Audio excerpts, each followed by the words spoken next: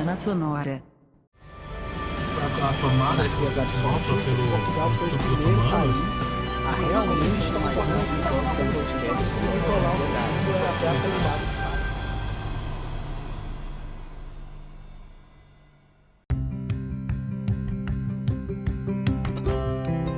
Ei, rapidinho, antes de começar esse episódio, nos ajude. Pois é, a gente tá com uma campanha no Apoia-se para você ajudar o podcast a crescer. Se você puder, contribua. Onde? Basta ir em apoia.se/História Sociedade sem o E e contribua nas mais várias formas que você puder. O link você vai encontrar na descrição desse episódio. Você também pode acessar pelo nosso site que é historiesociedade.com e por lá você vai conseguir também contribuir, pessoal. No mais, vamos ao episódio. Bom dia, boa tarde, boa noite. Se você sofre de insônia, boa sorte. Está começando mais um episódio do podcast História e Sociedade. Eu sou o Sérgio Amaral e hoje nós vamos abordar o tema da questão indígena no Brasil, né? Passando aí por questões passadas, Brasil colônia, Brasil império, até mesmo um pouco antes da colonização do Brasil. E para me auxiliar aqui nesse tema, eu tenho hoje a nossa convidada, Bárbara Modernel, que vai nos ajudar a esmiuçar o assunto melhor. Então, Bárbara, vou passar para você se apresente e aí a gente dá início aí ao nosso episódio. Fique à vontade. Obrigada, Sérgio. Bom, boa noite, pessoal. Bom dia, boa tarde, né? Porque também é um podcast, então as pessoas podem ouvir em qualquer momento do dia. Bom, é um prazer estar aqui recebendo esse convite para falar um pouquinho sobre a questão dos povos indígenas. Eu sou advogada indigenista, eu sou de Roraima, mas moro aqui em São Paulo faz uns 7 anos. E já faz aí desde que eu me mudei para cá, eu me dedico, já faz aí uns 7 anos que eu me dedico para essa questão da causa indígena. Então eu me dediquei muito mais agora, estou mais ligada para a parte acadêmica, comecei a entrar muito na parte acadêmica fazendo mestrado, fiz mestrado no Mackenzie e em Direito Político e agora fiz um doutorado em Filosofia do Direito. Mas sempre voltando para essa causa, né? Então, apesar do nome ser direito político, filosofia do direito, no fundo eu estou sempre levando essa questão da causa indígena para dentro das universidades. E agora, bom, acho que é mais ou menos isso. Eu atuo também na OAB, eu sou coordenadora do Núcleo de Direitos Indígenas e Quilombolas da OAB São Paulo, e a gente atua em prol dessas comunidades, as comunidades tradicionais. A gente sabe que não é só a questão indígena que importa, obviamente, as comunidades tradicionais do Brasil são inúmeras, então tem quilombolas, indígenas, caiçaras, saxinalenses, ribeirinhos, tudo isso são comunidades tradicionais que têm especificidades culturais, que devem ser respeitadas, que a gente tem um ordenamento jurídico para isso, e então a gente atua em prol dessas situações, né? Muitas vezes emitindo nota de repúdio, nota de apoio, se posicionando de acordo com alguns projetos, manifestações, participando em processos como a Amicus Curiae, representando aquele grupo. Então, enfim, é um longo período também leciono, sou professora de Direito e estou sendo muito feliz nesse sentido de que agora eu estou sentindo que o Brasil está se abrindo para apesar, obviamente, de ser um pássaro de formiguinha, percebo que mais pessoas estão interessadas em tentar entender mais sobre essa causa, que antes era algo tão distante da realidade dessas pessoas. Então, é um imenso prazer de estar aqui recebendo esse convite para também usar essa plataforma como uma maneira também de expor, né, tudo isso que está acontecendo. Nós que agradecemos a sua atenção e disponibilidade em estar participando aqui conosco. Bem, antes de mais nada, nós vamos começar fazendo aqui uma pequena introdução, uma contextualização sobre o tema, porque muitas pessoas têm o costume de achar que o Brasil só existe depois de 1500. E muito é ligado ao Brasil a cultura do europeu, a cultura agora do africano, que também por muito tempo foi relegada, mas muitas vezes se fala muito pouco de tudo que nós temos relacionados com os povos indígenas. Então, eu pedirei para você fazer uma introdução só de um pouco aí anterior mesmo à colonização, que você pode estar agregando, para a gente fazer uma breve introdução sobre esse tema da questão indígena aqui no Brasil. Sim, não, eu acho que toda vez que eu começo até a lecionar sobre esse assunto, eu acho muito interessante a gente trazer uma perspectiva não também histórica e antropológica sobre essa questão para a gente contextualizar. É importante essa fala, né, no sentido de que antes de 1500 já existia aqui pessoas, já tinham grupos populacionais vivendo aqui, que esses povos eram os indígenas. Então, na América Latina inteira já estava presente essa questão dos povos indígenas aqui, e é muito interessante a gente ver que agora eu não tenho, enfim, dados, porque quando a gente está dando aula a gente leva, né, no painel para mostrar, mas basicamente a população indígena que vivia aqui na América Latina era o quádruplo, o quíntuplo da população que tinha em Portugal na época da colonização. E quando depois da colonização, o número que nós temos de indígenas hoje no Brasil é 800 mil indígenas. Então a gente considera isso como um verdadeiro genocídio com relação a esse grupo populacional. E hoje a gente já não é mais algo que é um tabu discutir sobre isso, é algo que realmente a gente entende dessa maneira, como uma forma de genocídio. É algo agora que a gente enfatiza, que é um ponto importante dentro da nossa legislação. Por isso que o Brasil teve essa obrigação constitucional de ter essa abertura, de ter um capítulo específico na nossa Constituição para aqueles povos. E é por isso também daí que a gente pleiteia outras garantias constitucionais para eles. Então eu acho interessante também, com relação a essa ideia dos indígenas, eu acho importante falar que quando quem descobriu o Brasil também não foram os portugueses, é importante enfatizar isso, né? A gente sabe, ainda mais o pessoal da história, ainda mais aí o pessoal da antropologia, que antes os portugueses vieram aí os espanhóis aqui para descobrir as Américas, e nas Américas eles estavam em caminho em relação a procurar as Índias e coincidentemente pararam nas Américas, e por isso que eles tiveram essa visão, então, de quando chegaram, que viram aquelas comunidades tradicionais, que viviam completamente diferente do seu modo de vida ocidental, que era aquela questão de se vestir com roupas, ter uma religião, algo do gênero, os indígenas não tinham isso em comum, e para eles aquilo era visto como uma selvageria. Então, para esses povos, esses colonizadores chamavam eles de indígenas, justamente por esse motivo de achar que estavam nas Índias, que estavam chegando em algum local nesse sentido, e também ter esse significado. E é por isso também que eu acho interessante falar isso, que hoje os indígenas, eles mentira, gente, eles chamavam de índios, né, em vez de indígenas. É um termo até pejorativo, né? Isso, e aí por isso que hoje os indígenas estão nesse, eu já falo tanto indígenas que eu esqueço a palavra índio, mas os indígenas estão nesse percurso hoje político, de levantar essa bandeira de que eles querem ser chamados de indígenas em vez de índios, que era justamente o nome que os colonizadores deixaram para eles dentro dessa visão. Então a gente percebe que até o nome que foi dado foi um nome também carregado de uma conotação colonizadora. E também é importante lembrar que, na verdade, esse termo indígenas é um termo hoje aceito entre os próprios indígenas, em consenso comum, mas, na verdade, todos os povos indígenas eles se dividem em diversos grupos étnicos. Então, no Brasil, a gente tem 305 etnias hoje no nosso território brasileiro. E cada etnia indígena tem uma maneira de se autodeclararem, de se autoproclamarem, né, de acordo com as suas tradições, costumes e línguas. Então, tem grupos indígenas que se enxergam como povos da natureza, povos da floresta e etc. Né, um nome de outro significado. Mas, para o consenso comum, já que a gente vive no mundo ocidentalizado, entre eles surgiu esse consenso que o melhor seria o termo indígenas, né, entre esse senso comum do que o índios. Então, por isso que eles levam tanto essa bandeira, né? Do mesmo jeito, é a ideia também das palavras tribos e aldeias, que eu acho bem importante também esclarecer.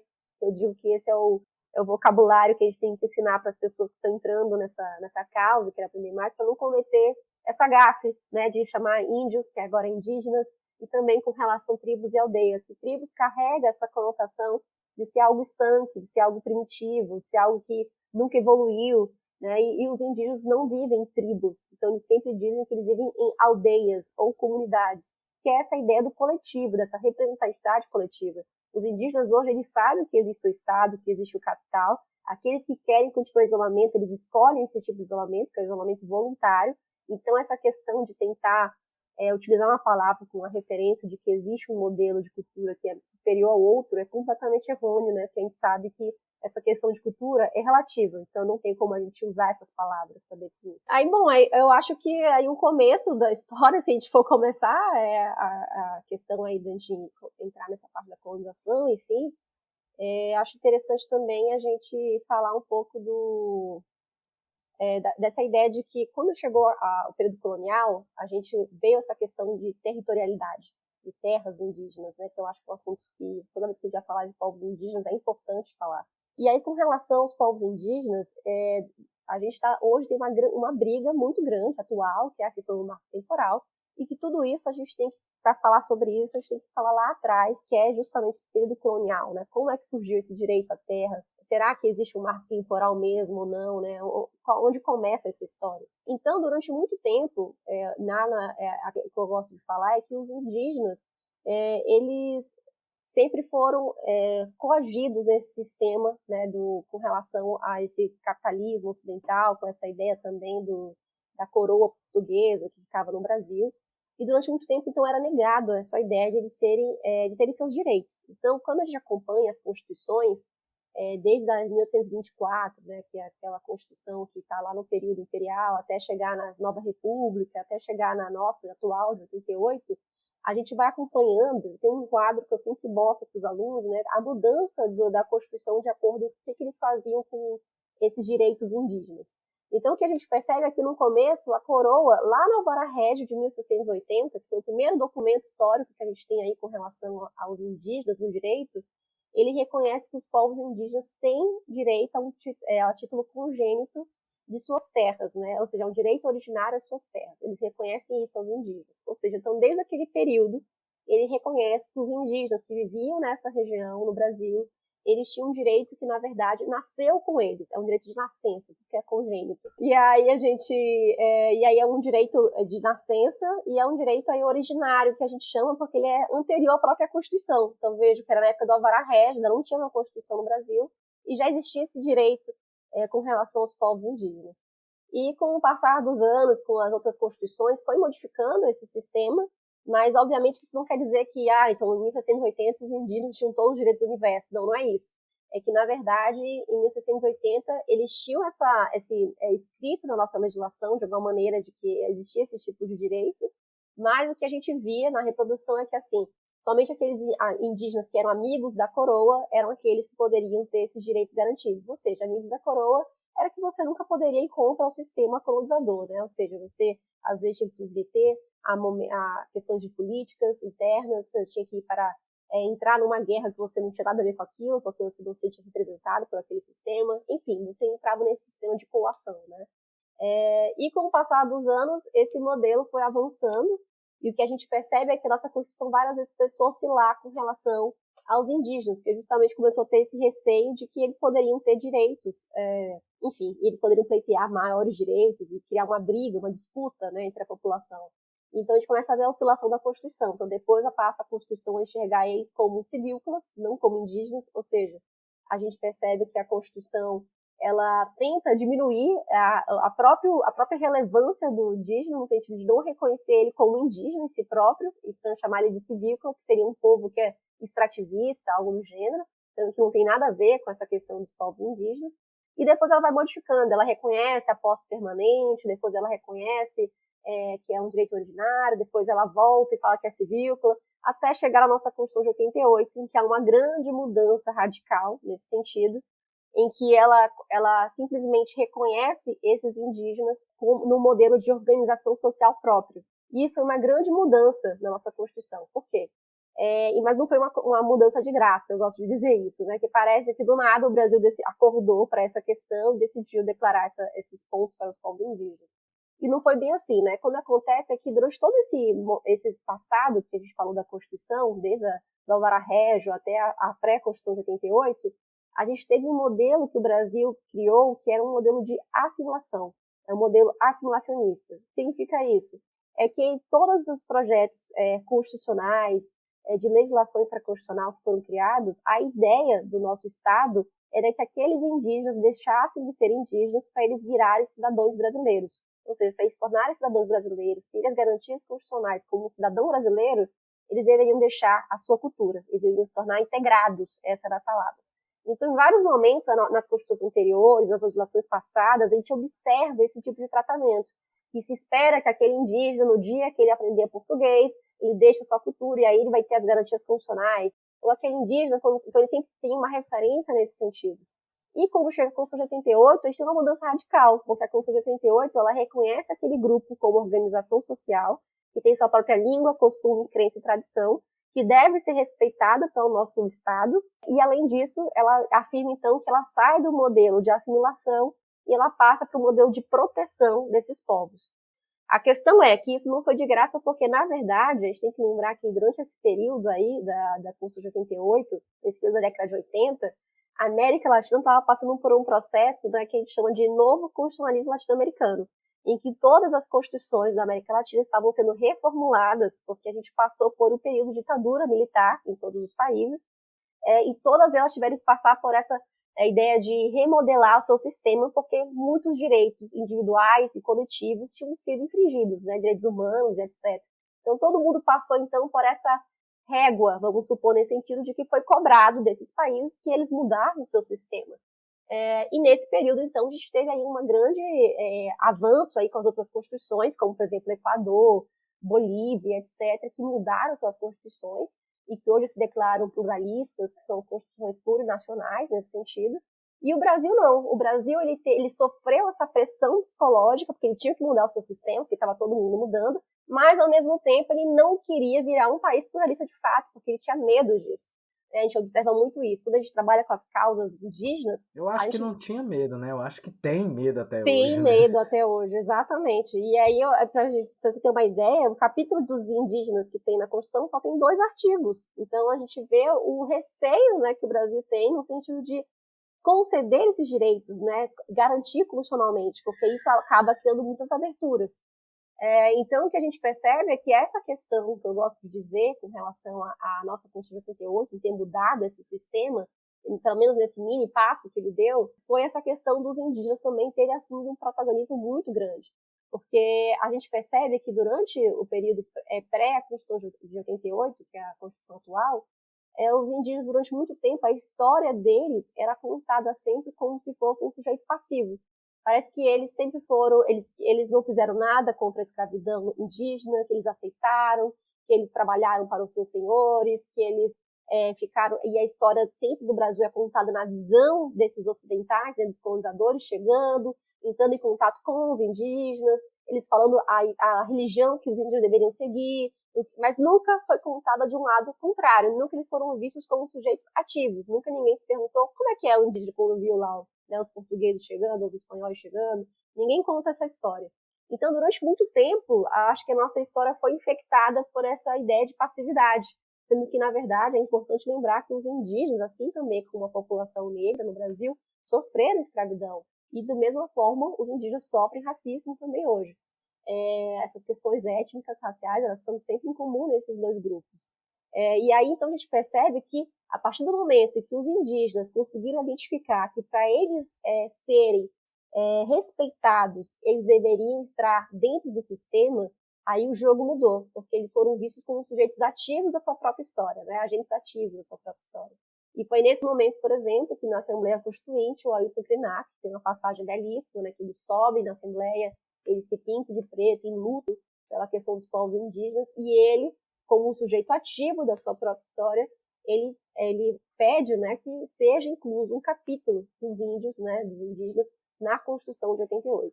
Então aí a gente muda todo o paradigma da história, porque a partir daí vem uma grande pressão política externa do Brasil, que a América Latina estava toda se reformulando, com os indígenas entrando para o direito, nesse sentido de se atentar de que eles deveriam ser sujeitos ativos e que agora eles poderiam entrar na história, fazendo mudança na história. E então tudo isso fez com que tivesse um movimento na nossa Constituição. Então isso nada foi de graça, na verdade foi muita luta dos povos indígenas para conseguirem essas garantias funcionais. Então acho que mais ou menos assim, o começo da história seria esse, assim, né, para conseguir contextualizar as pessoas, né, nesse sentido. Mas, obviamente, aí a gente começa um outro lado da história. O outro lado da história é que, a partir do momento em que a gente tem um artigo específico do Brasil, né, ele reconhece esses povos, e, ao mesmo tempo, o Brasil não se fala de cara, né, não existe um artigo específico dessas suas constituições, que eu falei na América Latina, que se declaram plurinacionais, ou que declaram que existe pluralismo jurídico, o Brasil não fala isso em nenhum momento, de maneira explícita, né? A gente, como teórico, como advogado dessa causa, é que a gente começa a conseguir entender os artigos em conjunto e começa a observar esses pontos. Então, a gente vai juntando artigo ali e vai entendendo dessa maneira, e é assim que a gente pleiteia esses direitos. Mas, a partir desse momento, a gente começa, então, vários choques, né, nesse sentido, porque o que a gente percebe é que a gente tem esse artigo 231, que reconhece isso para os povos indígenas, mas a gente vai brigar agora com a questão da educação indígena, que tem que ter uma educação, então, diferenciada, específica, bilíngue, e que muitas vezes a gente tem um sistema dentro do Brasil, que é o MEC, que passa uma regra uniformizadora em cima de todos, como se todos tivessem ter uma educação igual, como se todo mundo tivesse que aprender português. Aí a gente tem uma outra falha, que é a questão da educação, da saúde indígena, que também precisa ter uma especificidade cultural, também precisa ter uma garantia funcional nesse sentido, e que entra em choque com a nossa Constituição. Então, aí começa, então, a ter os vários desafios com relação a esses pontos, né, e aí tá, então, justamente as brigas com relação aos povos indígenas, né, porque a partir desse artigo a gente consegue extrair várias garantias constitucionais, e isso, às vezes, irrita o nosso sistema, que a gente sabe que é o que? Hegemônico, né, é aquele sistema uniformizador, aquele sistema ocidentalizado. A falha do Brasil e da América Latina no começo, que agora teve essa reforma constitucional, é que no Brasil, especificamente, o que a gente percebe é que o Brasil imitou as constituições europeias. O modelo europeu de constituição nasceu na França, nesse sentido, de lá, então, veio a ideia de passar adiante esse modelo europeu para cá. O que eu acho interessante falar é que... Tem várias bases, né, do Brasil, não só Sim. em Constituição, o próprio nosso modelo educacional sempre foi um Ctrl-C, Ctrl-V, né? A gente não vê a realidade aqui do Brasil para tentar aplicar de acordo com a nossa realidade aqui. A gente vê algo que foi legal lá fora, vamos só jogar aqui dentro e ver o que dá. É mais ou menos isso. Exatamente. E é muito bizarro isso, né? Porque, por exemplo, essa questão do modelo europeu, da Constituição em si, deu muito certo na Europa durante muito tempo, né? Até um tempo atrás, a França não passava por tantos problemas no sentido de brigas, de conflitos étnicos. Mas hoje, depois das guerras, que a gente estava acompanhando, tendo muitas guerras, e está todo mundo migrando para a Europa, a gente está vendo um montão de número de imigrantes, hoje está tendo muitos conflitos nesse sentido. Será que essa menina pode usar véu na escola ou não pode? Será que a burca é proibida ou era proibida? Será que a mulher pode fazer isso? Porque agora estão tendo vários conflitos religiosos, étnicos, culturais, que antes não tinham, porque lá eles eram uma população mais uniforme, né? Então, falo com a América Latina, que a gente tem uma grande diversidade cultural. Mas os conflitos que hoje eles estão tendo, e hoje eles estão se abrindo para essas conversas de como modificar, de como abrir o seu sistema, o Brasil passa por isso há mais de 500 anos, porque nunca nós tivemos uma população que durante algum período foi uniforme. A gente sempre teve uma diversidade étnica muito grande. Então, acho que então, durante muito tempo, a gente vê, então, falhas na nossa Constituição, que nunca deram conta de sustentar essa diversidade cultural que a gente possui no Brasil, né? E muitas vezes, então, cria esses choques, que são esses choques interculturais. Às vezes parece distante da gente achar que esses choques não existem, né? Mas, por exemplo, em Roraima, como eu falei, eu sou de Roraima, então metade do território de Roraima é demarcado em terra indígena. Então a gente vê choques culturais no sentido de um indígena que vai para a cidade, que o indígena tem que lembrar que hoje tem indígenas que eles estão na comunidade indígena, mas tem que lembrar também, gente, que o indígena não é mais estereotipado, né? É aquela ideia de que o indígena pode ser isolado se ele quiser, se a comunidade decide, como também tem um indígena que vive em plena harmonia com a sociedade, mas ele não deixa de ser indígena. Porque a gente sabe que essa ideia de cultura é uma ideia fluida. Então não importa, né? Eu sempre dou exemplo. Eu sou brasileira e aí eu faço intercâmbio nos Estados Unidos, vou aprender inglês americano, gosto das bandas americanas, me visto como americana, como as coisas americanas, panqueca, não sei o quê. Mas quando eu volto para o Brasil, eu continuo sendo brasileira. Em nenhum momento eu deixei de ser brasileira. Eu apenas transitei entre essas culturas, né? A mesma coisa são com os indígenas. Então, eles podem muito bem transitar entre as culturas, vestir roupas, usar moto, um carro. Hoje tem indígenas que são doutores, tem indígenas que são advogados, tem indígenas que são professores. E em nenhum momento eles vão deixar de ser indígenas, só porque eles transitam entre essas culturas. Então, eu acho interessante falar, porque, por exemplo, aí acontece em Roraima, de um indígena ir para a cidade, que quer comprar uma bicicleta, isso foi um caso que aconteceu. Ele vai comprar uma bicicleta e no meio do caminho a esposa, enfim, dele, né, ele tá grávida, passa mal e vai parar no hospital. Quando chega no hospital, descobrem que essa menina, a médica quando vai examinar, ela é menor de idade, então ela tem 14 anos. E aí a médica, os médicos, eles têm o dever, de acordo com a nossa legislação, de quando ser uma situação desse gênero, eles têm que avisar, fazer um boletim de ocorrência no sentido que seria uma ideia de uma pessoa vulnerável, né? Pedofilia, né? Exatamente. E aí, quando acontece uma ocasião dessa, isso vai parar, então, na delegacia. Então, é o que acontece? Um indígena foi comprar uma bicicleta com a sua esposa dentro da sua comunidade, né, mas vai estar na cidade, e na cidade acontece esse caso de que tem um choque o quê? Intercultural. Porque na comunidade indígena, a mulher, a partir do momento que ela tem a sua primeira menstruação, ela já é uma mulher que pode se casar, ter relacionamentos, etc. Né? Mas dentro da nossa visão ocidental, na nossa comunidade, é outra relação que a gente possui. Então, são pequenas coisas que vão entrar em choque. E tudo isso, então, vira uma grande disparidade, né, de brigas, de conflitos, né, o que vai ser aplicado. Então, isso é sempre assuntos que recaem no dia a dia. Então, por isso que é interessante falar que são assuntos que realmente são delicados, cada caso é um caso, né, a gente tem várias maneiras de lidar com situações desse gênero. Outro ponto também que eu acho interessante falar é a questão de que eu estava falando da educação, né? Eu acho interessante falar que essa questão da educação indígena é muito importante porque o que acontece com os povos indígenas atualmente é que a gente tem no MEC uma educação escolar diferenciada, que eles criaram depois dessa plataforma com a Constituição Federal de 88, que seria uma educação intercultural, bilíngue e específica. Então, eles têm os planos pedagógicos específicos, que eles vão ser de acordo com as comunidades indígenas, mas o que acontece hoje em dia, as falhas que acontecem tanto na saúde quanto no plano de educação, é que hoje a União decidiu que não é mais uma entidade específica que cuida disso, ou seja, não é só o Estado ou só o município. Agora é uma coisa descentralizada. Tanto o Estado quanto o município têm que cuidar dessas questões. E o que fica acontecendo no final é que ninguém cuida disso.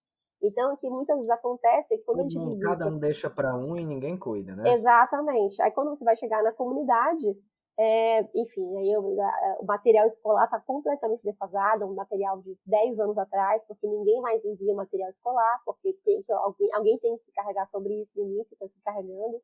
Tem uma dificuldade muito grande na formação de professores indígenas, que é algo que é muito importante para eles, que eles sempre levam isso, porque para eles é muito importante os indígenas terem, já que o MEC, a ideia é uma educação bilíngue, ou seja, tem que ser formado em português e na língua materna, o que acontece muitas vezes é que aqueles indígenas precisam de formação pedagógica.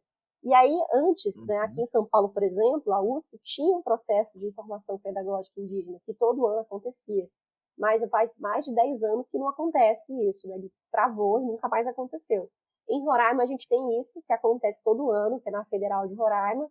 Eles têm um instituto chamado Isiquirã, que é específico para os povos indígenas, e que está sendo algo muito interessante de se observar. Todo ano há uma formação de professores indígenas, em que eles se formam na língua materna e também na língua portuguesa, e aí eles voltam para suas comunidades para lecionar. Então, isso é uma forte adesão desse movimento, no sentido de que eles vão perpetuar aquela língua materna, né? Porque acaba criando um ciclo sem fim, né? Porque o que acontece? Não deixa a língua morrer, né? Exato. Os povos indígenas vão perdendo a sua língua, porque eles vão inserir nas comunidades professores ocidentais, já que eles não incentivam essa prática de formação de professores indígenas. E aí, no momento que aquela comunidade vai se desenvolvendo, todo mundo vai deixando a sua língua e vai aprendendo apenas português, o Estado vem, chega e fala, olha, ali não é mais uma comunidade indígena, todo mundo fala português, todo mundo se veste bem branco, eles não são indígenas, eles não têm que ter terra. Então aí cria um ciclo que parece que o próprio Estado faz isso de propósito, sabe, de não criar políticas públicas acessíveis, porque aí desmistifica, né, toda aquela conjuntura em que eles vivem, e depois ele afirma ali não tem mais indígena, que é muito mais fácil para alegar e retirar a terra indígena do papel. Então a gente vê um grande conflito nesse ponto, né, essa briga interna aí, é isso, é por isso que é difícil falar dessa questão de indígenas sem ir migrar para outros pontos, assim, porque uma coisa vai levando a outra. É o mesmo ponto dos indígenas que vêm para as cidades, né? Muita gente me pergunta, poxa, mas por que os indígenas estão na cidade se eles têm a terra indígena? Aí a pessoa não entende também todo o ciclo da história, né? A gente tem que pensar que quando a pessoa demarca, o papel de demarcar a terra indígena em um lugar é da União. Mas o pessoal esquece também que a União também é responsável para continuar a proteção daquelas terras indígenas, ou seja, desenvolver políticas públicas no sentido de proteger. Então, hoje em dia, a gente tem que saber que não é apenas demarcar e homologar uma terra indígena. A gente tem que lembrar que hoje, quando as terras indígenas conseguem ser homologadas, que são um número muito ínfimo hoje em dia, ainda chega o ponto de que é uma terra indígena que está no meio de um setor agropecuário, então é uma terra indígena minúscula, que aqueles povos têm que sobreviver, e eles estão cercados muitas vezes pelo setor agropecuário, por fazendas, por grileiros, por pessoas que vão invadir, tentar contestar sua posse. Então é óbvio, com garimpo, que muitas vezes poluem os seus rios com mercúrio, então eles não vão conseguir tirar seu próprio alimento. Então é óbvio que aqueles índios não vão conseguir fazer aquilo que está nos livros, né? Vai fazer uma agricultura sustentável, eles vão ficar agora livres do capital e vão seguir em frente. Não. Agora eles vão ter que sobreviver. É óbvio que a questão de terra é muito importante, que é uma extensão de sua cultura, é uma proteção da sua sobrevivência, mas ele vai precisar de ajuda do governo sempre, porque hoje em dia ele está sempre à mercê desses desafios do cotidiano, que é a sobrevivência deles, né? Então as pessoas não entendem esse sentido. Então por isso que hoje em dia tem muito indígena que sai da sua terra, vai para a cidade, porque eles estão em busca de ter uma educação melhor, já que não chega na educação na terra indígena dele. Então eles querem fazer escola, eles querem estudar, eles querem se formar, né? E muitas vezes querem também ter acesso à saúde, porque muitas vezes as pessoas que trabalham na área de saúde que vão para lá são insuficientes, então eles têm que vir para cá para ir para o hospital. Então tem todo esse contexto. E hoje em dia o que acontece é que esses indígenas são invisibilizados quando chegam na cidade. Muitas vezes, quando aquele indígena chega na cidade, ele é visto como não indígena. E aí isso também é outro ponto, né? Porque a gente vê a FUNAI, que é o órgão responsável de proteção com relação aos povos indígenas, ela reconhece apenas os indígenas que estão dentro de suas comunidades. Ou seja, a FUNAI só exerce serviço de proteção para aqueles indígenas que estão dentro das aldeias, dentro de suas terras. O indígena, quando sai da sua terra e vem para a cidade, a FUNAI não reconhece aquele indígena como indígena. Então a gente vê de novo aí o Estado negando, né, um auxílio para aquele indígena, de novo criando esse ciclo vicioso, né? Eu não faço política pública, você sai, quando você sai, você já não é mais indígena, né? Então, as pessoas não entendem esse contexto, que é uma ideia de sobrevivência, né? Mas a partir do momento que sai, não é mais indígena, ainda tenho mais direitos, ainda tenho que voltar, mas se eu estiver lá, eu vivo na miséria, não consigo sobreviver. Então, é todo um percalço que tem que analisar sempre o pano de fundo para conseguir entender essa obra final, né? É sempre importante falar sobre isso. Bem, eu só pontuando aqui algumas questões aqui que você falou, e aí vai passando aqui na minha cabeça também. Primeiro eu volto um pouco realmente lá atrás, na época da colonização, que é sempre bom a gente falar isso, porque pode parecer óbvio, mas nem sempre é, que a partir do momento que houve a chegada do europeu português, principalmente, ao Brasil, como a faixa que essa população primeiramente se solidificou ali foi a região litorânea, o índio, vendo o conflito e vendo que eles não estavam preparados, talvez, na época, para fazer esse conflito, foram para o interior, interiorizando. E aí chegou um ponto que, continuando ainda na colônia, tivemos lá aquela época da mineração, do bandeirantismo, e lá vai de novo o indígena ter que correr para um outro lugar para evitar, né, continuar sendo explorado, sendo escravizado, perdendo, né, terras, sendo vítima aí de assassinatos, genocídio, torturas, tudo o que de mais ruim você pode imaginar. E aí chegamos até a época já na virada do Império, aí tivemos a primeira Constituição, e aí na virada do Império para a República, que nós tivemos a segunda, e aí cria-se lá na República da época da oligarquia uma espécie de serviço de proteção ao índio, se eu não me engano, o SPI, que na verdade era uma tentativa de transformar o índio num cidadão comum, com essa visão ocidental que você falou. Por quê? Era interessante para eles, primeiro, que aí eles não se preocupariam mais com essa ideia de defender o interesse e cultura natural do indígena, e ao mesmo tempo, muitas dessas terras que seriam terras indígenas seriam terras agora que poderiam ser ocupadas por fazendeiros, oligarcas, em sua grande maioria.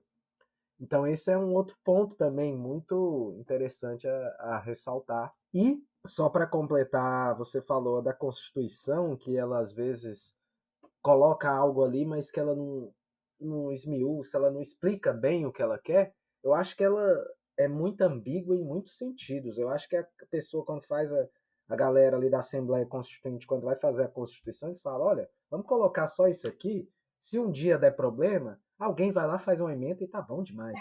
Exatamente. Só para ter alguma coisa falando. Uhum. Depois, se vê que o negócio não ficou bom, vai lá, faz uma emenda, muda isso e pronto, bola para frente. Então, muitas coisas da Constituição de 88, inclusive essa que fala o capítulo que é destinado aos indígenas, elas são muito vagas. Elas podem ter diversas interpretações, infelizmente, né? Ela não vai direto ao ponto. E aí é aquela ideia também de ampliar a ideia de cidadania. Da mesma forma que a gente vê essa tentativa e que deve existir, por exemplo, para os negros, para as pessoas, né, que são do grupo LGBTQIA+, também, as mulheres que vão ganhando mais espaço e devem ter mais espaço, a gente tem que ampliar essa cidadania para entender que o indígena, ele é um cidadão sendo do jeito que ele é. Ele não precisa se transformar num cidadão modelo, aquele que fala português, que vive no mundo estilo ocidental, como você bem falou. Então é só isso mesmo, só umas colocações que eu queria colocar aí, que Não, vai mas passando na minha não, cabeça. e eu super quero até complementar, porque eu achei super interessante mesmo você falar isso. Porque primeiro o ponto, né, que eu acho que você falou bem, é essa ideia, né, das constituições de tentarem modelar e homogeneizar a população. Então eu acho interessante sempre lembrar quando a gente, eu lembro muito quando eu estudava como mais criança, sempre gostei muito de história também. E aí, quando a gente via aquelas questões das guerras, né, nesse período imperial e tudo, a própria independência do Brasil, né, o que a gente observa é que não tinha uma conscientização de pátria no Brasil, porque justamente nós éramos uma mescla, né, de muitos grupos populacionais distintos. Então, na hora de começar a ter independência, não existia um sentimento de pátria. Ah, vamos todo mundo se unir e defender o Brasil. Todo mundo ficou tipo, gente, eu nem quero estar aqui, né? Tinha um pessoal que estava aqui, que veio só pegar terra, e queria enriquecer e depois ir embora. Tinha uns indígenas que estavam sendo escravizados, que não tinham nada a ver, não queriam nem estar lá com os portugueses. Tinha uns escravos, né, que estavam lá e estavam sendo, né, horrorizados com aquela situação. Então, quando chegou nesse período, a gente observa, né, eu lembro dessa questão, de que era aquela ideia de vender a ideia da cidadania no sentido, se você participar da guerra e a gente ganhar, você vai ser livre, né? Então, vendiam essa ideia de pátria. E a mesma coisa aconteceu com essa questão da legislação dos povos indígenas, né? Então, era muito mais fácil eu homogeneizar meu sistema populacional, porque quanto mais heterogêneo, mais eu tenho que me colocar naquele tipo de alteridade, de entender as especificidades, de tentar, né, conciliar os direitos e tudo. E para aquele lugar do Brasil, isso não fazia sentido, era muito mais fácil eu conseguir todo mundo ficar igual, na medida do possível, para assim eu passar uma regra uniformizadora e garantir. E durante muito tempo a gente foi infectado com essa ideia. Os próprios direitos humanos, no sentido geral, foi infectado com essa ideia, né? Durante muito tempo a gente mudou a ideia da cabeça dos direitos humanos depois do nazismo, né? Da Segunda Guerra Mundial e tudo. Aí a gente essa ideia da Hannah Arendt, né? De ser um sujeito de direitos, o direito de ter direitos, né? Era essa ideia de você ter os seus direitos humanos como garantia, que nunca mais a gente poderia retroceder nesse sentido. Mas mesmo com essa visão, quando surgiu a Liga das Nações, direitos humanos e tudo, aí a gente já teve a ideia de criticar esse modelo, porque também tinha uma visão de que todo mundo, os direitos humanos eram iguais para todo mundo. E aí, a partir daí, a gente começou a ver do nosso direito que não era bem assim, né? Hoje em dia, a gente tem direitos humanos bem específicos, né? A gente tem a Convenção 69 da OIT, tem direito à Declaração das Nações Unidas com relação aos povos indígenas, a gente tem vários tipos, né, de direitos humanos, mas com especificidades culturais. Mas durante muito tempo também tinha essa visão do colonizador. Então a gente sempre recai, querendo ou não, né? A gente sempre recai nesses modelos uniformes, nessa ideia de que existe uma ideia de justiça universal para todo mundo. Sendo que não é assim. A gente, na verdade, abrir a nossa consciência no sentido de que existem modelos distintos para cada tipo de sociedade, né? Sociedades que se mesclam aí nesse sentido. E quando você falou também do SPI, eu achei importante lembrar que o SPI depois virou a FUNAI, né, que hoje em dia é a FUNAI, mas no passado o SPI justamente tinha esse modelo, como eu falei, né, de integração, que era o modelo de assimilação, né, que era a ideia de que o indígena devia deixar de ser indígena. E o SPI, durante muito tempo, hoje em dia a gente tem a Comissão Nacional da Verdade, né, que é a CNV, que está hoje fazendo muitas pesquisas com relação à ideia de ditadura militar, tudo que aconteceu na ditadura militar. E o SPI, hoje em dia, eles estão pesquisando, estão encontrando já todos os dados, né? Está sendo provado já por A mais B que o SPI atuou em diversos momentos com os povos indígenas de uma maneira de ditadura, com uma ideia de genocídio. Né? Teve o reformatório Krenak, e teve também, esqueci mais tem uma outra tem outro reformatório, que o Krenak foi em Minas Gerais, e tem mais um, acho que também em Minas Gerais. São dois em Minas Gerais, que eram esses reformatórios que o SP tinha, que seriam como se fossem umas casas, tipo senzala, assim, em que todo indígena que deveria passar, tinha que entrar, quando eles capturavam, eles colocavam lá dentro, no sentido para eles serem conscientizados, né, para virarem brancos ocidentais, nesse sentido, né. E, na verdade, essas casas, eles praticamente faziam tudo, né, abusos no sentido, né, de terem que ficar lá dias sem roupa, sem comida, tinham que trabalhar de maneira escrava para os militares, né, muitos desapareceram, muitos foram mortos, né, então aí estão descobrindo tudo isso agora com essa Comissão Nacional da Verdade, que não pesquisa apenas a questão dos indígenas, né, a questão da ditadura no Brasil como um todo, mas existe agora um grupo específico sobre isso, porque justamente estão encontrando vários fatos. E aí vem aquele ponto que hoje, esse ano foi um ano, inclusive, que muito debatido, né? Houve ditadura com relação aos povos indígenas, sim, né? Então, isso foi algo que está sendo muito recente, de estar trazendo, né, à tona essa situação, porque justamente vem dessa ideia da Comissão Nacional da Verdade. Outro ponto que eu acho interessante falar, né, que a gente estava comentando, essa linha do tempo que a gente estava comentando, é a ideia do marco temporal em si, né? Eu acho sempre importante falar, porque não é uma pergunta que mais me pergunto sempre essa questão do marco temporal. Então, só para fazer aí um contexto, né, o marco temporal, a gente estava falando sobre a questão das constituições, que a gente viu todos os avanços das constituições até chegar no 88. A gente falou nessa ideia de pluralismo jurídico, que existem constituições que são mais avançadas, né, com relação a essa ideia de pluralismo, que até eu acho importante falar um ponto. Eu estou falando aqui, eu não preparei num papel, né, uma lógica, então estou falando que de acordo com as coisas que eu vou lembrando, né, mas só para fechar essa... Mas é bom, é como se fosse uma roda de conversa. Exato, mesmo. né? A ideia é essa. Exatamente, mas assim, quando a gente tá, só para fechar esse ponto do pluralismo, para a gente voltar a essa ideia do marco temporal, para não me perder, mas a ideia do pluralismo, enfim, quando a gente fala essa questão, né, da novo constitucionalismo latino-americano, que as constituições da América Latina mudaram e que o Brasil ficou, né, com um pé atrás com tudo isso, e não se declara pluralista de fato, o que significa isso, né? Pluralismo em si significa que, para as pessoas, né, que estão por fora desse sentido, é a ideia de que não existe apenas o direito estatal como um sistema, né, de regras, ou seja, além do nosso direito estatal, existem outras normatividades jurídicas que circulam junto com a gente. Então, seria essa ideia do pluralismo jurídico. Ou seja, a ideia ocidental que nós possuímos é que existe o Estado e o direito. E a partir do momento que aquele Estado é a única pessoa que pode lá criar o direito, e a gente tem que obedecer como população. A ideia do pluralismo é que ele acredita que, além do direito do Estado, que é o direito estatal, existem outras normas jurídicas que estão acontecendo ao nosso redor. Que seria a ideia da questão de galáxias jurídicas, galáxias normativas, né, que a gente está vivendo. E isso acontece todo o tempo, né? Um dos grandes teóricos que a gente tem, que fala sobre isso, e fala muito bem no sentido de aproximar a pessoa do pluralismo, quando a gente aprende, parece algo distante, que só, sei lá, a gente vai ver apenas são comunidades indígenas, mas não, acontece no nosso dia a dia, que é o Boaventura de Souza Santos, né? O Boaventura de Souza Santos, ele é um sociólogo e ele traz a ideia que ele é português, viveu no Brasil e estuda um sistema na favela, no Rio de Janeiro. E quando ele estuda essa favela no Rio de Janeiro, ele bota em um nome, né, homônimo aí, para ninguém saber onde é, que é Parságada, que ele chama, e ele estuda, então, o direito de Parságada, que seria essa ideia de pluralismo.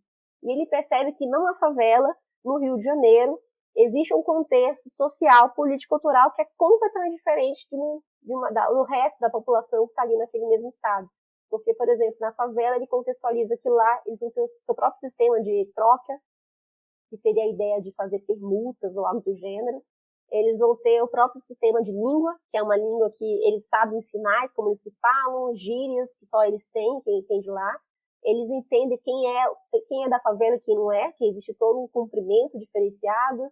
Eles entendem que lá eles têm o seu próprio... Então, eles entendem que lá tem seu próprio maneira de direito, porque como eles não são na favela, eles são justamente pessoas, né, que não são validados pelo Estado, porque eles estão morando de invasão, então eles nunca querem procurar o Estado para resolver seus problemas, porque eles têm medo do Estado, porque o Estado pode muito bem retirar eles das suas terras. Então, eles têm sua própria maneira de se auto-organizarem também. Ou seja, eles têm essas próprias sindicâncias, os seus próprios autoridades, né, que vão exercer poder, se aquela pessoa deve ou não pagar aquilo, se a vizinha brigou, quem é que resolve a situação. Então, ele observa todos esses mecanismos. E aí ele fala, né, de maneira muito bem feita e bem escrita, que, olha, isso aqui é nada mais do que um pluralismo jurídico. Ele está acontecendo embaixo do nosso nariz. Mesmo você falando que não é pluralista, está aqui acontecendo, numa favela do Rio de Janeiro. Então, é a mesma coisa com relação aos indígenas. Eles têm a própria organização social, eles têm essas próprias medidas, né, de lidar com seus direitos, eles têm os seus próprios ordenamentos jurídicos entre si, que devem ser respeitados e que convivem com o nosso direito estatal, né? Então, essa é a ideia do pluralismo. E eu gosto de falar esse do pluralismo junto com as constituições latino-americanas, porque para a gente ver como é realmente diferente o nível, né? Porque no Brasil, como a gente não afirma que é pluralista de fato, a gente luta pela essa ideia, né, de conseguir contestar essas ideias plurais, e aí a pessoa fala, mas é muito diferente uma Constituição da Bolívia, do Equador, do Brasil. Eu sim, muda completamente, porque você tem uma ideia que os indígenas, eles têm, né, a gente tem uma ideia em comum com relação aos indígenas, de que eles todos têm uma ideia de que o mundo deles é um mundo muito mais abrangente do que o nosso ocidental. Para a gente, que é ocidental, o nosso direito é criado para relacionar apenas o direito entre humanos, né? Entre eu e minha vizinha, entre eu e meu prédio, minhas coisas, etc. A gente ainda está falando ainda se existe direitos dos animais ou não, né? Estamos ainda começando a falar sobre isso. Mas para os indígenas, a relação social deles envolve tanto a natureza, quanto os animais, quanto eles, quanto também o mundo não humano, né? Que seria esse mundo da entidade dos não-vivos e etc. E aí isso tudo muda. Então imagina, se pra gente viver em nosso mundo, que só nós somos humanos, já é difícil pra caramba a gente conviver em harmonia, imagina no mundo indígena desse, que né? tudo é um Muito mais sujeito em potência. complexo. É tudo mais complexo. E aí quando a gente vai migrar para uma constituição do Equador, da Bolívia, que entraram nessa onda do pluralismo jurídico, de serem plurinacionais, né, que a ideia do pluralismo, do plurinacionalismo, né, da Constituição é justamente refundar o Estado a partir da visão dos povos indígenas, né? E aí esses dois países conseguiram fazer isso. E aí a gente tem algo assim que para a gente poderia parecer bizarro, mas para a questão indígena é completamente natural. Por exemplo, no Equador, a gente tem hoje o direito da natureza, em que nesse direito da natureza, um rio pode ser sujeito de direitos. Então, por exemplo, tem um rio específico no Equador que se alguma coisa acontecer, uma mineradora estiver poluindo, ou alguma empresa, ou algo do gênero, aquele rio pode entrar com uma ação contra aquela pessoa, representado pelo Ministério Público. Isso no Brasil, a gente nem sonha sobre isso, né? A gente está discutindo se os animais têm direito. É bem diferente para minha cabeça que está acostumada a uma pessoa se sentir lesada, ou então uma pessoa, seja ela física ou jurídica, se sentir lesada e entrar de ação com aquilo, mas não um rio, não a gente pensar uma árvore, uma floresta, algo do tipo, fazer isso. Realmente a gente pensa que muito restringe a ideia do ser humano apenas. Exatamente, a gente restringe no ser humano e no material apenas, né? E lá para eles, então, isso já é algo assim que já está mais do que contestado isso, né? Existem outros seres que a gente precisa, né? E a nossa própria biologia afirma isso, né? Nossa biologia a gente já entende por conhecimento científico, né? Nesse sentido de que nós precisamos tanto dos seres bióticos quanto dos seres abióticos para sobreviver. Ou seja, a gente depende desse mundo humano e não humano. Ele está sempre acontecendo ao nosso redor, só que a gente não liga, porque a gente não vê, né, olho nu aquilo acontecendo. Mas os indígenas já creem nisso há muito tempo. Então, nada mais justo do que ter constituições que justamente vão nessa visão deles. E que são constituições que são muito mais socioambientalistas nessa visão, né, até porque vão nessa caminhada. Mas aqui no Brasil, se eu me pergunto se isso vai acontecer, eu acho muito difícil. Mas o que a gente pode correr atrás é justamente, né, não retroagir os direitos, né, e também, enfim, melhorar garantias constitucionais com relação a isso. Mas tem gente que contesta, né, tem grandes teóricos aí que contestam muito a questão da Amazônia ser um sujeito de direitos, né? E aí isso é tão na luta nesse sentido, né? Algo aí novo, estão recorrendo e vendo se acontece, mas é um projeto aí nesse sentido. E aí, com relação ao marco temporal, de fato, né, voltando agora a esse ponto, é porque realmente, então, a gente via toda essa perspectiva das constituições, até chegar na 78, até falar do pluralismo jurídico, o que muda, o que não muda, né? E aí, quando a gente fala do marco temporal, é algo que a gente sempre tem que lembrar, porque agora a gente está tendo, tudo começou o marco temporal lá na Raposa Serra do Sol, o julgamento da terra indígena Raposa Serra do Sol, que aconteceu justamente lá em Roraima, que eu sou de lá, e, enfim, daí tem todo esse contexto, né, foi uma briga entre a terra indígena Raposa Serra do Sol e os rizicultores, né, que são as pessoas que trabalham, os fazendeiros, de arroz e tudo, e então demorou mais de 20 anos aí para conseguir a demarcação dessa terra indígena, e quando finalmente foi demarcada, homologada pelo presidente, o ex-presidente Luiz Inácio Lula da Silva, entraram, né, com um projeto lá para tentar retroagir essa questão, né, fazer, retirar a demarcação e etc. E aí começou o julgamento da Raposa Serra do Sol. no julgamento da Raposa Serra do Sol, ela criou-se, né, a gente chama no dia de leading case, porque ela foi um leading case não só para a questão dos povos indígenas do Brasil, como para todos os povos indígenas, né, com relação a outros países, tanto na América do Norte quanto na América Latina, enfim. Todo mundo prestou atenção nessa questão, porque ela realmente entrou vários debates, né, que foram além do direito, justamente entrando nessa parte de antropologia, de sociologia, né, para saber, porque justamente não tem nada escrito sobre isso, né, então como é que vamos discutir essa questão? E aí, durante esse processo, surgiu, né, duas teorias, que é a teoria do marco temporal e a teoria, né, do indigenato. A teoria do marco temporal é uma teoria, né, que foi colocada em mesa dizendo que os povos indígenas não poderiam, eles tinham que ter um marco específico para pleitear suas terras, e que esse marco seria a data da promulgação da nossa Constituição, que seria 5 de outubro de 88. Aí, ou seja, se aquela comunidade indígena conseguir provar posse até 5 de outubro de 88, eles têm a garantia de terem a demarcação de suas terras. Se eles não conseguirem provar essa posse, eles não têm garantia dessas terras. O que significa se o marco temporal for validado, de fato? Simplesmente, a gente vai negar terras indígenas para todos aqueles povos que vivem aqui no Brasil, porque seria quase impossível os indígenas conseguirem comprovar a sua posse. Primeiro, a gente tem que lembrar que posse para indígena e posse para a população ocidental é uma coisa completamente diferente uma da outra. Enquanto para nós que somos brancos ocidentais, a gente chama de propriedade, porque tudo para a gente que envolve terra é algo que tem valor pecuniário, que eu posso doar, que eu posso vender, que eu posso ganhar dinheiro, que eu posso plantar, enfim, eu não tenho uma ligação espiritual com aquilo, tanto faz se eu estou com aquilo ou não. Para os indígenas, não. Aquilo ali é algo que é uma extensão física e cultural do seu próprio corpo. Então, quanto o indígena, ele constitui a terra, como também a terra constitui o indígena. É uma relação recíproca, mútua, que eu não posso cortar. Então, os valores são completamente diferentes, né? E aí já muda todo o sistema também. Aí a questão é, o indígena, durante muito tempo, ele foi uma sociedade ágrafa. Eles não tinham escrita, né? Então, durante muito tempo, eles não tinham documentos, não tinham escrita. Era uma linguagem oral apenas, né? Exatamente, é uma linguagem oral. Então, como é que agora eu vou exigir, o Estado vai exigir dessa população que eles tenham documentos históricos? Você imagina, se pra gente, que é ocidental, já é difícil pra caramba a gente conseguir fazer lá, colocar o nosso imóvel, tudo certinho, pegar os documentos, pegar, né, o IPTU e provar que tá tudo ok, mas não tem dinheiro aqui, não tem nada daquilo. Não, fora que existe todo aquele caso, qual é a população indígena que está ali num território que vai se preocupar em levar esse monte de documentos, sequer alguns têm documentos que possam ser aceitos por cartórios, por exemplo, para ir lá e estar provando, ó, tá aqui, ó, a minha escritura, tá aqui o meu registro do imóvel. Exato. Aqui, ó, que isso aqui pertence a tal, né, população indígena X ou Y. Não tem como a gente mensurar isso de acordo com as nossas leis, se nós mesmos estamos pensando em aumentar a pluralidade dessas leis para justamente abranger essa população. Por que nesse quesito a gente vai fazer esse retrocesso? Exatamente. Aí fica uma coisa muito ambígua, você, né? Vai cobrar uma coisa que não tem fundamento para ser cobrado, né? E aí, sem contar também que, ao mesmo tempo, se a gente for cobrar isso, é a mesma coisa que a gente negar que esses povos, a Constituição exigiria, por exemplo, né? Eles deveriam estar estanques, ou seja, eu tenho que provar que eu sou uma comunidade, eu estou aqui há 40 anos na mesma terra, eu nunca saí do lugar.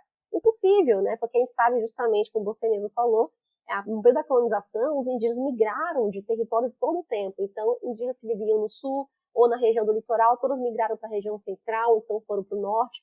Tudo nessa questão, né, de tentar sobreviver. Então, muitas etnias se mesclaram, no sentido de criar uma etnogênese, que misturam essas etnias.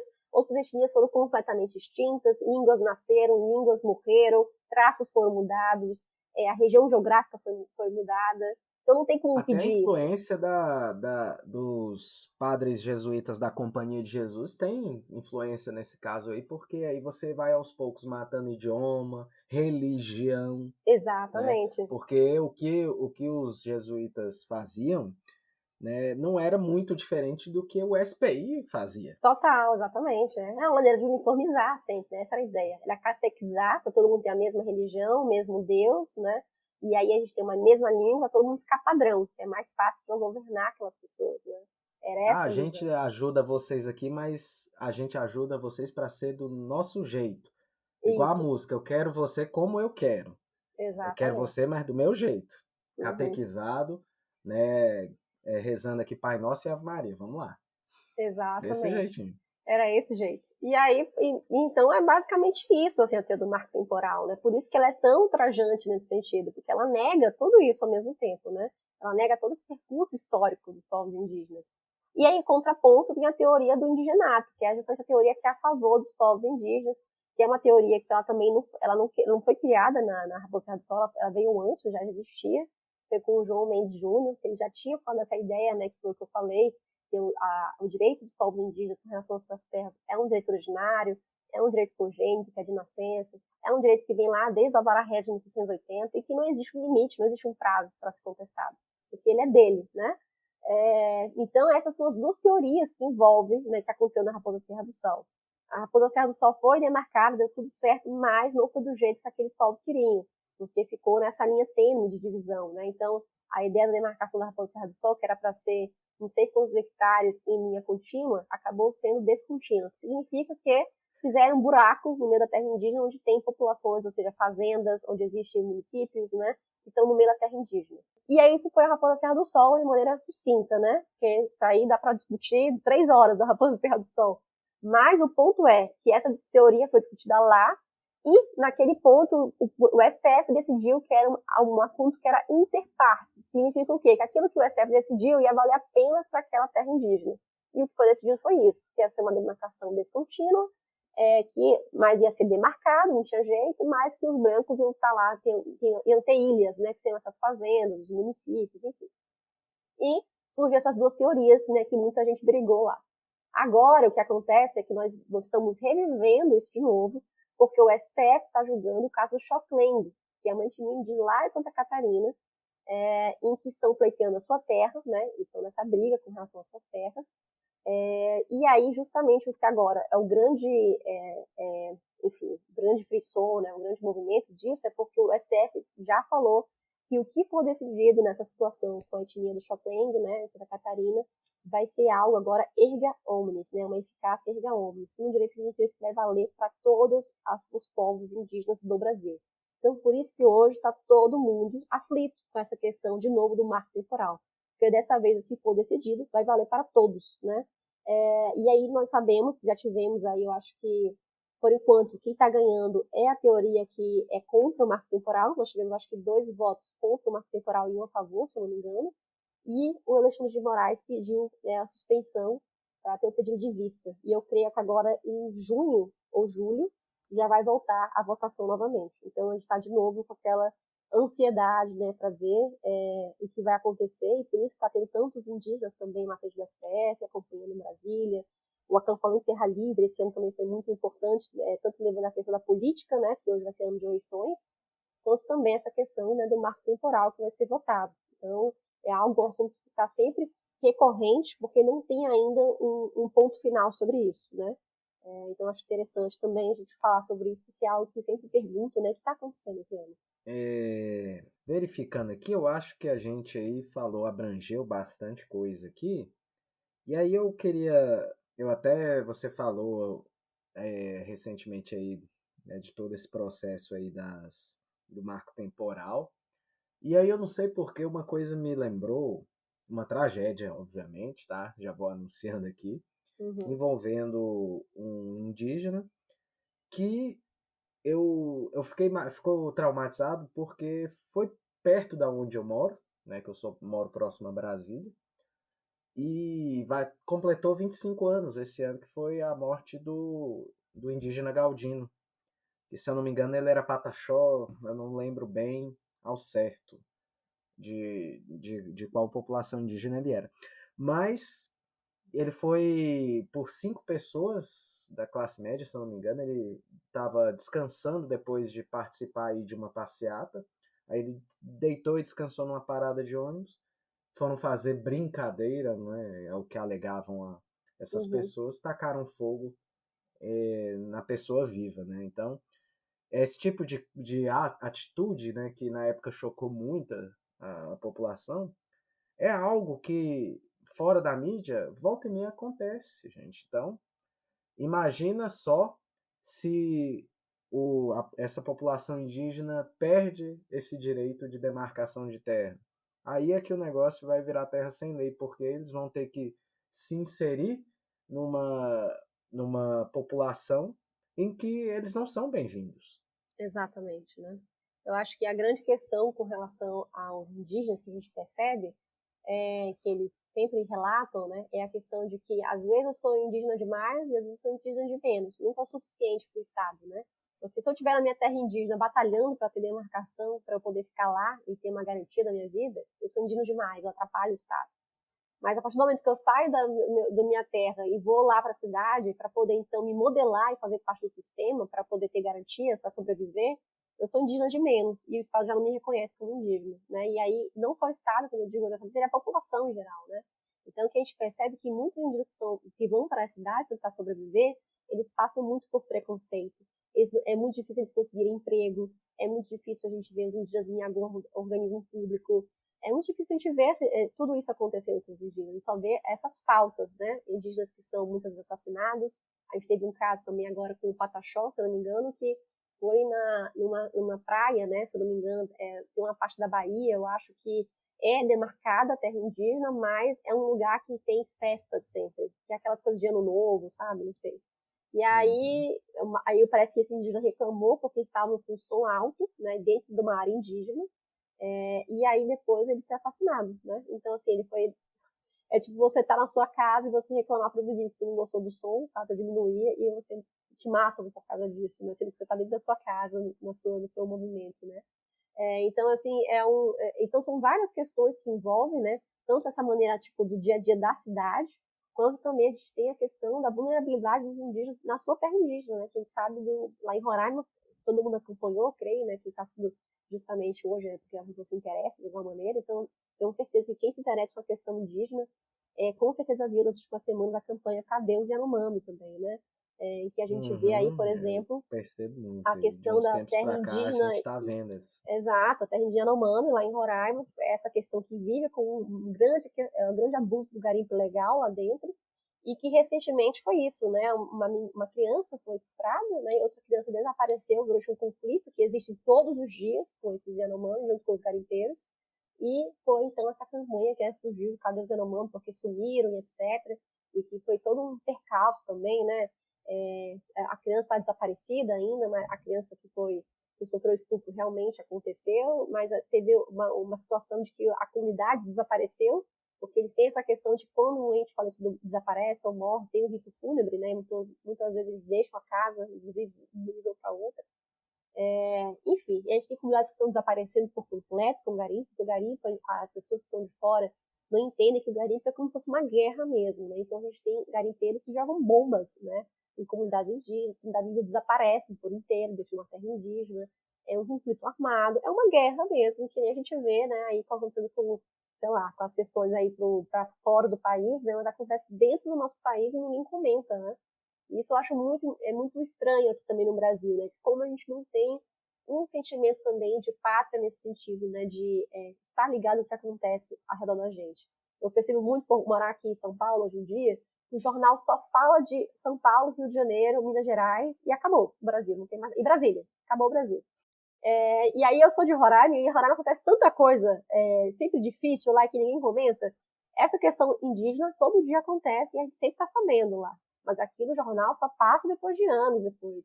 Outro ponto que aconteceu, que agora foge um pouco da questão, mas que eu acho interessante falar, é a questão da Venezuela, né? Roraima, para quem não sabe, a capital, Boa Vista, tem 300 mil habitantes. Em 3 meses, com a crise da Venezuela, aquela situação, né, que as pessoas estavam fugindo mesmo, né, porque elas estavam sendo massacradas lá dentro, com fome, etc., elas foram a pé migrando para Roraima, que faz fronteira com a Venezuela, e em 3 meses entraram 90 mil venezuelanos em Roraima.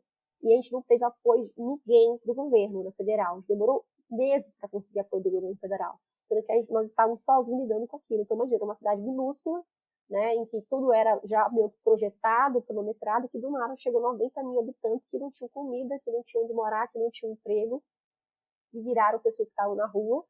e virou um caos a cidade. Para vocês terem uma ideia, os restaurantes que tinham na cidade, todos faziam, davam comida de graça quando acabava, né, a horário da refeição, eles faziam marmita para entregar e ficava uma fila indiana, assim, todos os restaurantes da cidade dando comida. Era uma cena de guerra mesmo, assim, sabe? E tinha também os indígenas, né, que foi uma outra pauta que aconteceu. Os indígenas da Venezuela que migraram para sobreviver e foram para Roraima. Aí surgiu uma grande pauta. O que a gente faz com esses indígenas? Porque eles não são indígenas brasileiros. E aí eles têm direitos, né, para estarem aqui no Brasil? Aí foi uma grande discussão também, o que fazer com esses indígenas, né? Porque aí esses indígenas, eles estavam no Brasil para sobreviver, mas eles não queriam se tornar brasileiros, eles queriam transitar, né? Porque eles têm essa ideia também. Os indígenas da Venezuela, eles que vivem na fronteira, a gente fala que eles têm muito essa ideia de estarem sempre circulando, né? Uma questão meio de nômades, etc. E aí a gente começou a defender, junto com a Ailton Krenak, inclusive, que foi lá para Roraima discutir essa situação, que a gente tinha que defender a ideia do conceito de fronteiras fluidas para esses povos. Porque não tinha como a gente conseguir colocar eles numa caixinha, né? Ó, você vai ser Brasil agora, vai respeitar isso e tal, sabe? Não. Esses indígenas estavam aqui para sobreviver, para comer, para se alimentar, para dormir, para ter onde ficar, mas eles queriam todo o tempo ir para Venezuela e voltar, porque eles tinham parentes que viviam lá, ficavam aqui. Então a gente teve então uma ideia de direito de fronteiras fluidas, né, de poder transitar, até porque os indígenas têm esse conceito também que é diferente do nosso, né, que eles se enxergam como uma verdadeira nação, né, indígena. Então, quando a gente tem indígenas que vivem na fronteira, mais aquela parte da cabeça do cachorro, né, que vive na Colômbia, Brasil, ali, a gente pergunta, mas você se considera o quê, né, brasileiro ou colombiano? Aí ele responde, eu me considero indígena, não me considero nenhum dos dois, porque a maneira deles se enxergarem é uma maneira de nação, que é essa nação que ele pertence, que é a nação indígena, né, em si. Então, assim, são muitos percalços que a gente vive e, infelizmente, ainda tem isso, né, a falta de informação.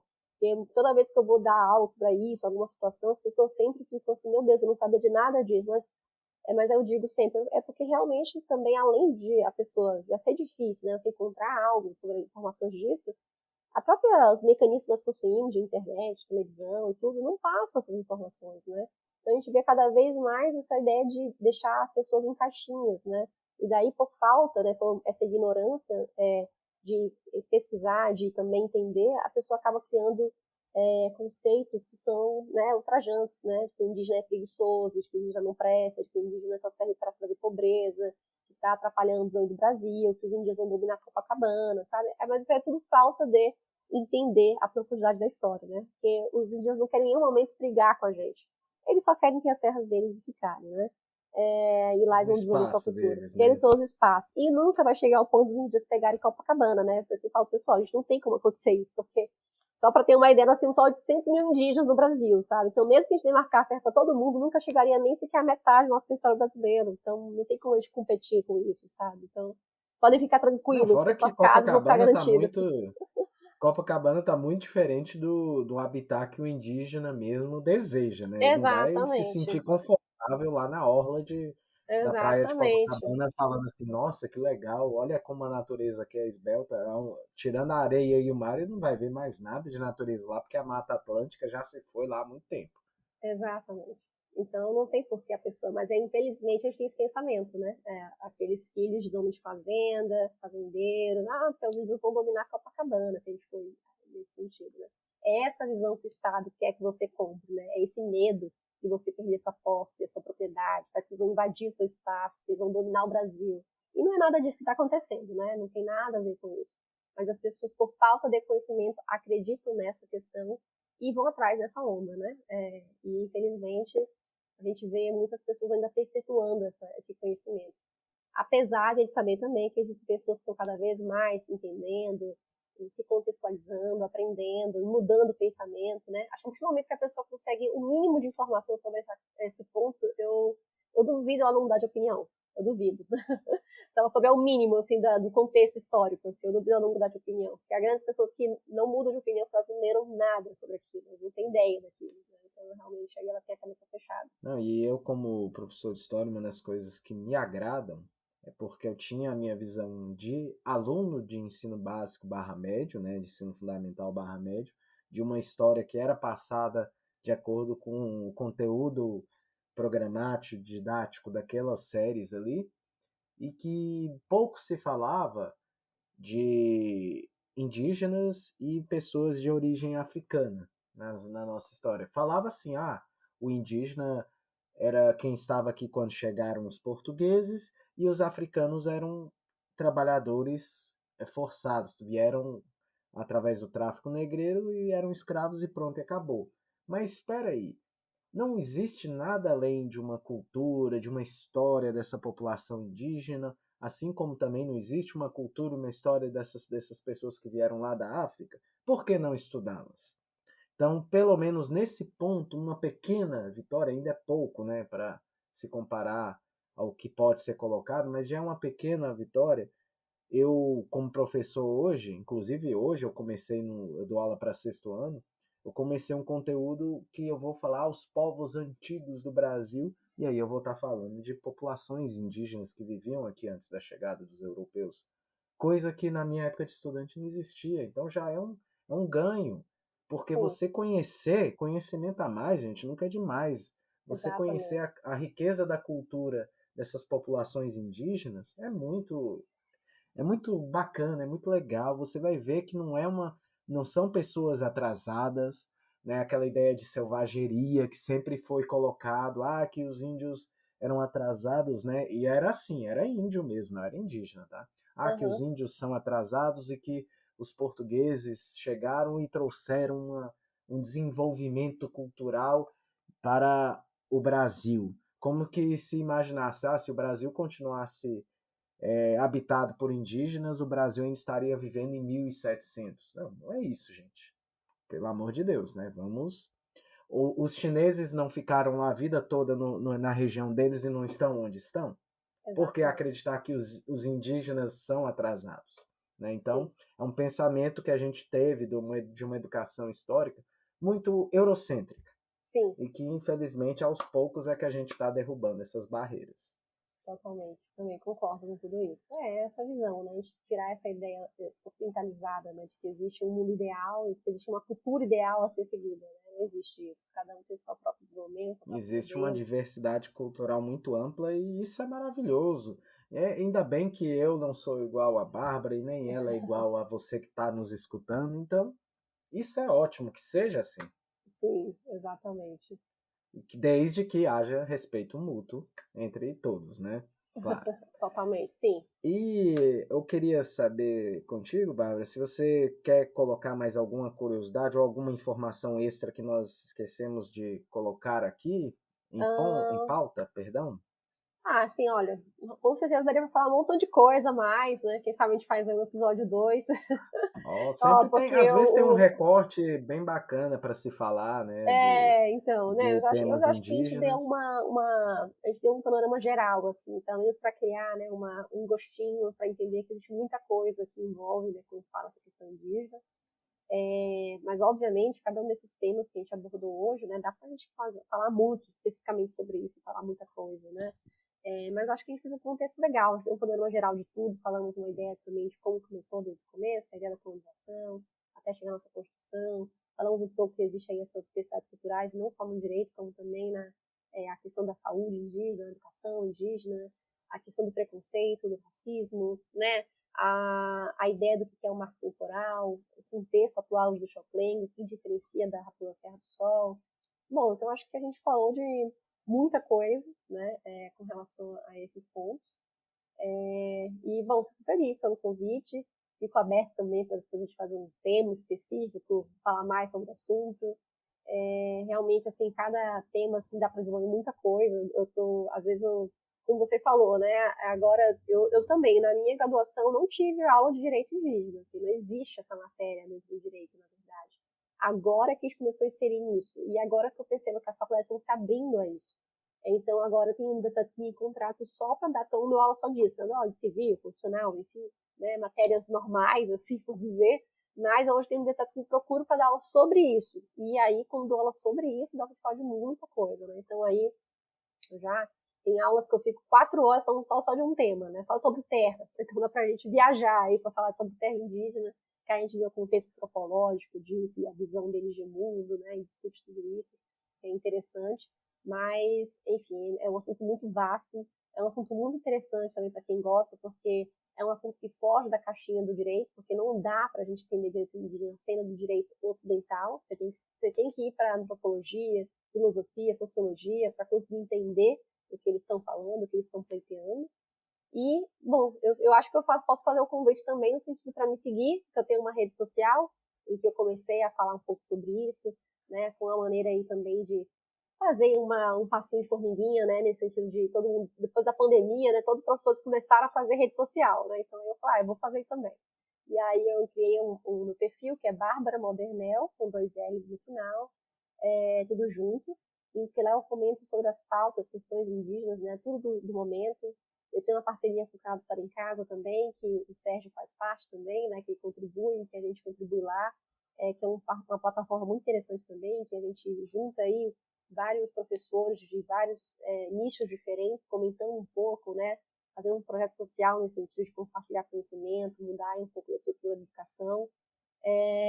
Então me sigam lá. E também, esse ano eu lancei meu livro, que é um livro que eu acabei de ter o lançamento na Livraria da Vila, e fica o convite aí também para quem quiser comprar o livro, vende na editora Juruá, dá para você pedir pela internet.